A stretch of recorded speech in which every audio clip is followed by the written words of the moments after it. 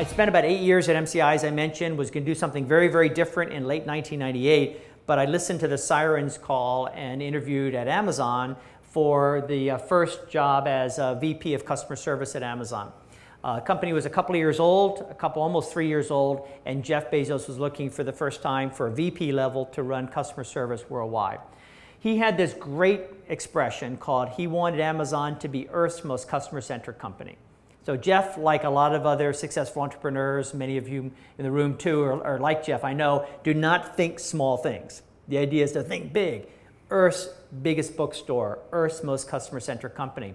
And very much like what Steve Jobs was quoted in that Fast Company magazine, when he was finally pressed for it, Jeff said, well, being customer-centric means two things simultaneously. Listen to the customer and invent for the customer. And you have to do those in very delicate balance. If you listen only, like Steve Jobs was saying, then the customers can't really imagine what's out there. But if you simply invent for them, you may be too far ahead of the curve.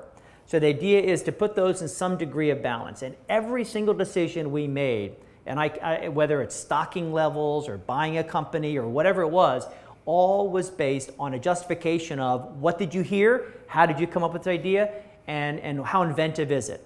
Everything had to be justified in that. It was a very simple glue within the company that, among other things, is still leading Amazon to be successful today. Jeff would send email messages out to the customer base with his email address, which he freely shares publicly, jeff@amazon.com. That's been his email address since day one. He wants customers to email him. He doesn't personally answer all of them. My old customer service group used to do that. But the response from a customer who opened up his email in Outlook and said, email from jeff@amazon.com. Hey, got this new store, got this new deal, love to have you try it, tell me about it.